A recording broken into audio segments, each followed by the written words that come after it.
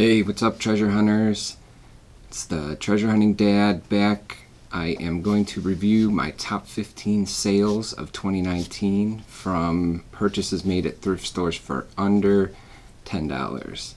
Before I get into it, I just needed to ask you a quick favor. If you could hit that subscribe button, it'll really help me out to build this channel. This first video here is going to get into numbers 15 to number 6.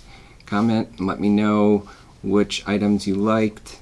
Also, let me know what items you found in 2019 and so far this year. I hope you enjoy the video, and let's get into number 15. Okay, for number 15 of my top 15 finds and sales of 2019, we have this antique lithograph print by artist Snaffles. This was done most likely in the late 19th century. It's titled Carpet Beaters v. Barbary Wallas. What caught my eye about this is just the overall layout. A lot of times with these antique lithographs, you'll have one scene, but this, has the main scene in the center, and then some other images surrounding that with some different quotes underneath them of this polo match. One thing about these antique lithographs, equestrian or sport or hunting, those types of lithographs tend to be pretty collectible and sell pretty well.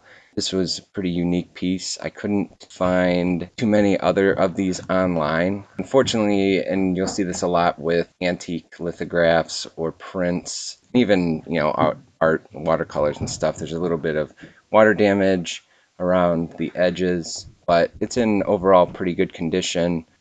It's an old frame. You can see here it's done pretty well. It definitely has an old feel to it.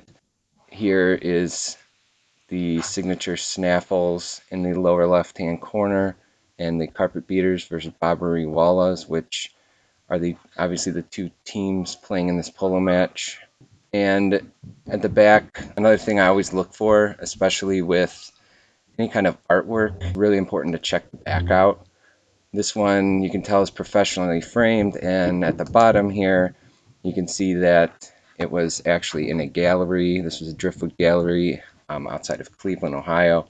Anything with any kind of gallery markings or paperwork or stuff like that is always worth a second look. I usually buy things that are from a gallery if it's older, especially because most likely 99% of the time it's not going to be just a poster or something. It's going to be an actual, piece of art that was hung in the gallery and purchased there. So I picked this up for $7.99, and final sale was just over $200. I sold this at auction just because I wasn't exactly sure what I should price this for, and I didn't want to drastically overprice it or underprice it, so I decided to let it go at auction. Plus, shipping artwork can be difficult just because of the size. You always run the risk. I live in Ohio, so shipping to California, especially a large piece of art, can cost a lot of money, and you don't have to take that into consideration at auction. The downside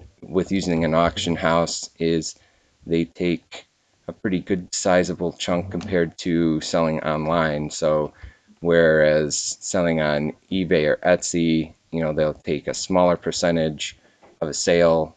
Selling in an auction house, if it's a reputable auction house, can be close to 20% of the sale value. So I still netted just over $200 with this piece of art, so it was a good buy and a really cool piece. So now we'll move on to item number 14. Okay, so here at number 14, anybody that is into or is familiar with mid-century Italian pottery, this should jump right out at you as a Bitossi vase. This was made by Aldo Londi for Bitossi. It is called the Genovese orange just because of the orange and yellow. On the interior, you can also see that it is glazed in like a deep orange color. Just a really cool piece. Here's the interior glaze. This vase didn't have any major chips or cracks or anything, which is always something to look for with any kind of ceramics or porcelain. At the bottom here you can see, used to have some sort of sticker. You can see a little remnants of that, but it is numbered and then has Italy on the bottom.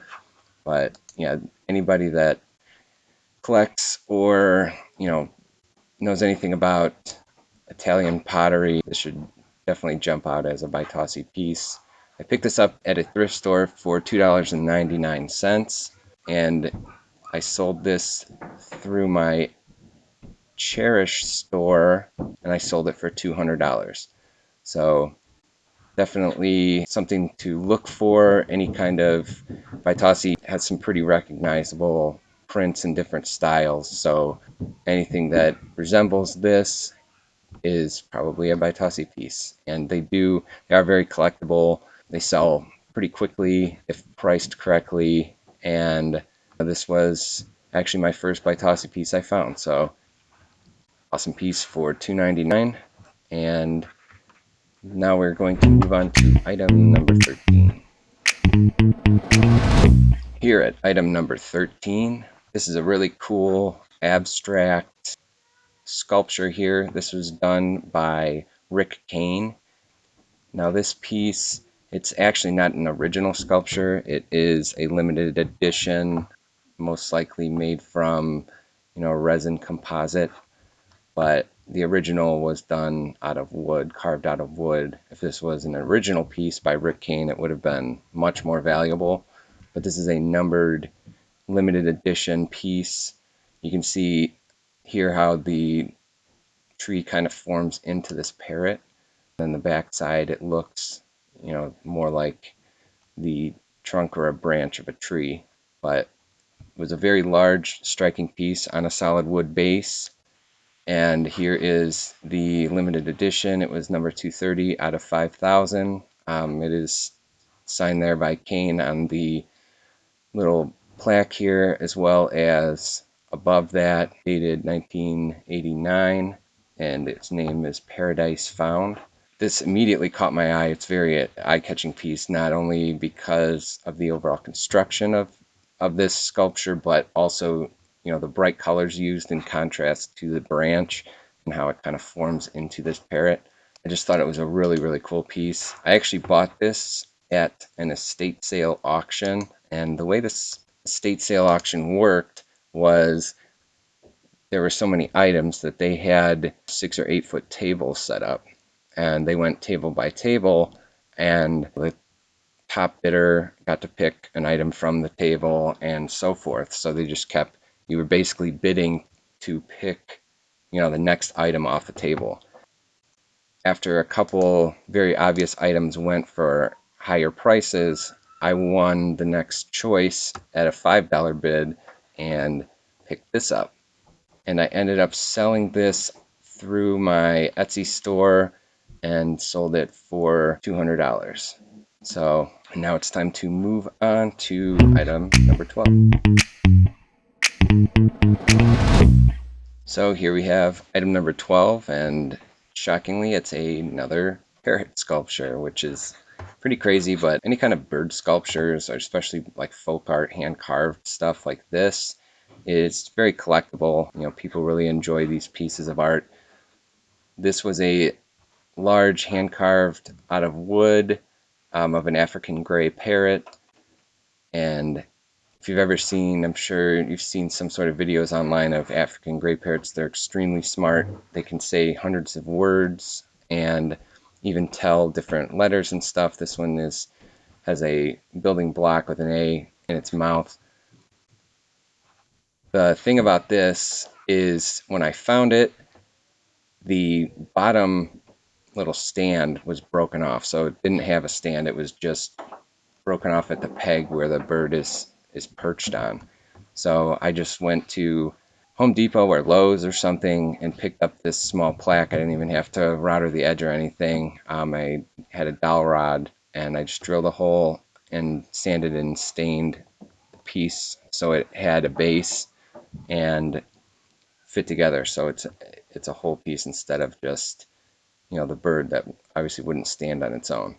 One thing to notice here, you can see the crack on its foot. Must have been broken at some point, but it was repaired pretty well. It's not in a focal point like on the bird's head, or having its hand or beak broken off or something. So, but here you can see the detail of the carving and the painting.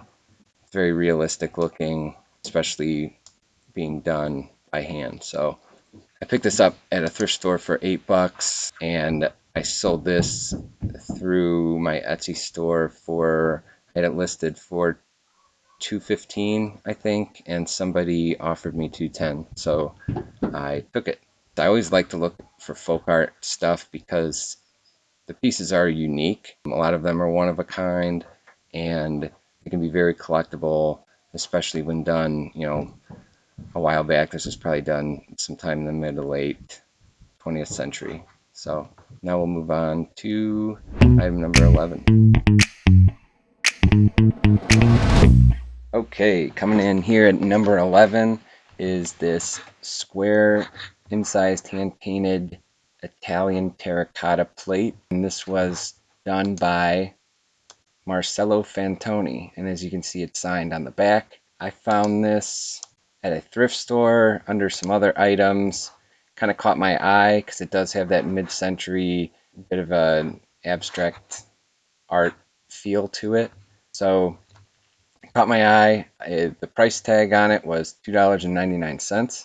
When I turned it over, I saw that it was hand signed. At the time, I wasn't exactly sure who made it, but quickly through a couple searches became familiar with Fantoni's signature, and he's done a lot of different types of work. Some of his more elaborate work will fetch a really good amount of money, depending on, obviously what it is. But this plate here I sold through my Etsy store. I was contacted by someone. I had it listed for $250, and someone offered me $210.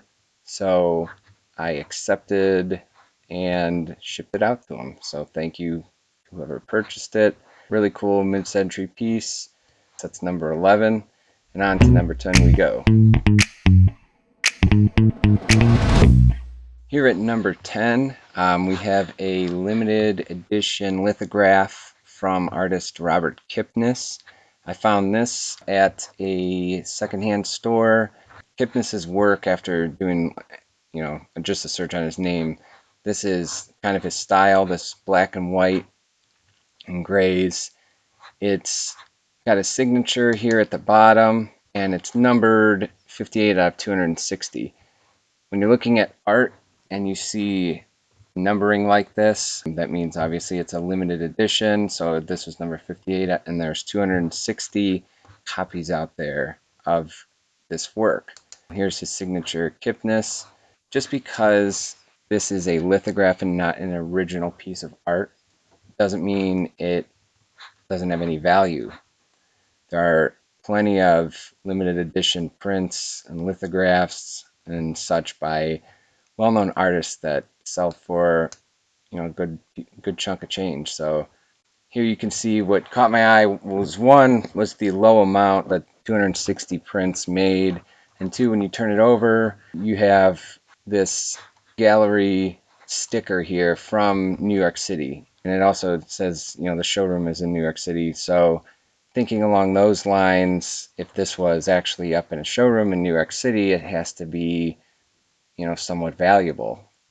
It was priced for $7.99, and after doing a couple quick searches, I found that Kipniss's work, his original work, obviously sells for thousands of dollars, but his limited edition prints are pretty collectible, and they do get a decent amount of money. So I also had this listed on my Etsy store for $250, and it might have been $275. Somebody offered me $215 for it, just because it would need to be reframed. This frame is I haven't really seen too many frames like this. It's actually screwed in on the top into this piece of wood. You can see the piece itself is a bit rippled away from the matting, and the matting has, just discoloration in the top left corner. So yeah, if it was for a client or for someone else's gallery, or even somebody that really enjoyed his work, they might want to get this reframed to just, look a little more appealing. So I agreed with $215 and shipped it out. And thank you to whoever purchased this also. Now we go on to number 9. Here at number 9, and this is the third piece of Italian pottery in this top 15 video. This is also a Bitossi vase. You can see the Argyle pattern. It's all hand painted and handmade. This is a really cool, and I mean, it does kind of scream Bitossi. Really cool piece, unique. The only problem with it were these chips along the top here. Now they're not huge, but it is damage to the piece, so it's going to decrease the value a bit. I saw this same type of vase listed on a couple different sites, anywhere from 600 to upwards close to 1,000. But with the damage, obviously it's going to bring the value down a bit.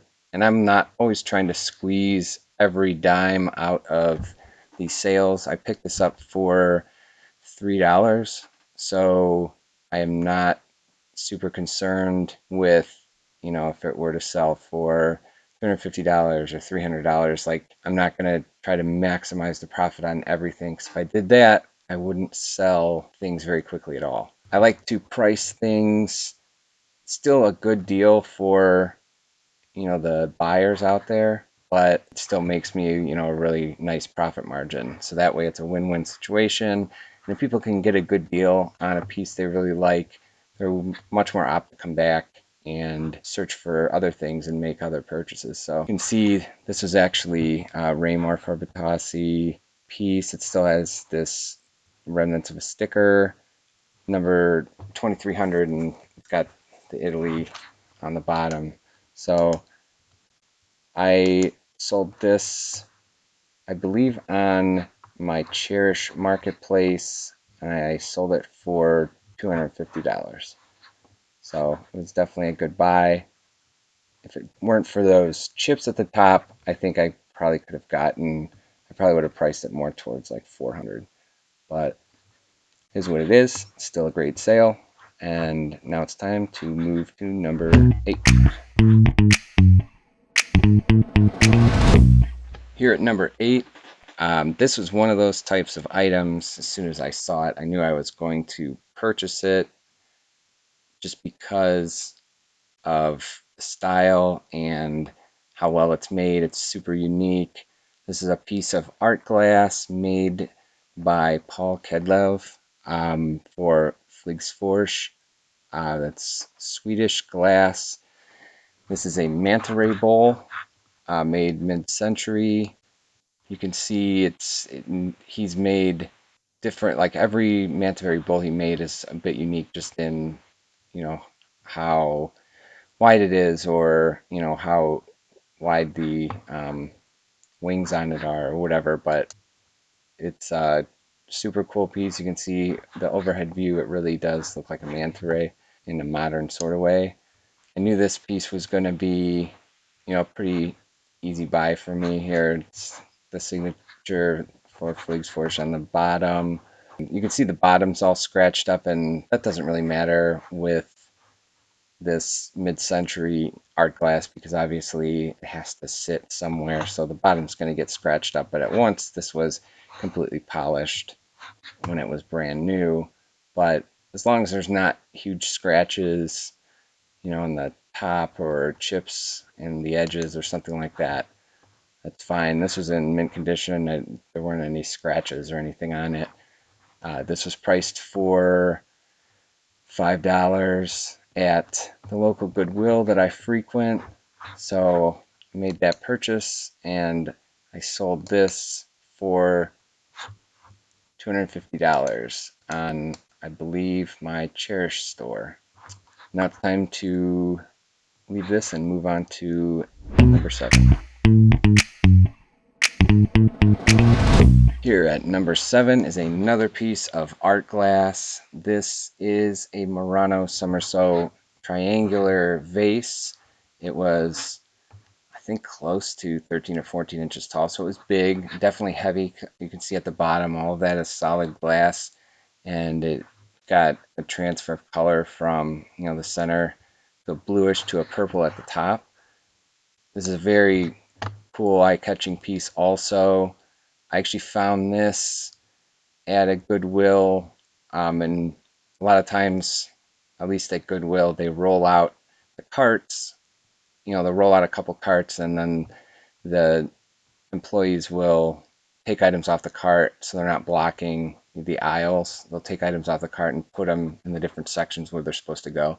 Well, anytime they bring out a cart, I love checking out the cart right away because all those items haven't, been on the shelves yet. So they're all new and no one's been able to really look through this stuff. So a lot of times, I can't tell you how many times I found some great buys that are just on those carts because, they haven't been shelved yet. So this was one of those things. I was on the top and immediately saw it, and another one of those items that went right into my cart. But this is just a really beautiful piece of glass, and you can see how well it's made. This didn't have any major damage to it, any major scratches, or no chips or cracks or anything. One good way, you'll see a lot of different glass at thrift stores or garage sales or flea markets and stuff. But one good way to tell if it's actually a quality piece of glass or something that was made, in Asia somewhere in a factory is the bottom will be polished. You can see this bottom is polished clear.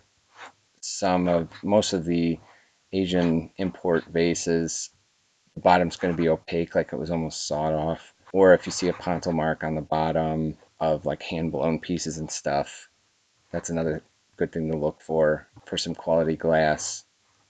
But unfortunately, this was not signed, so it's kind of hard to attribute to a certain glass artist. So the style is what you want to focus on here.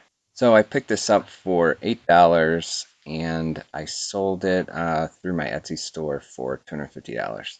So now we are going to move on to number 6.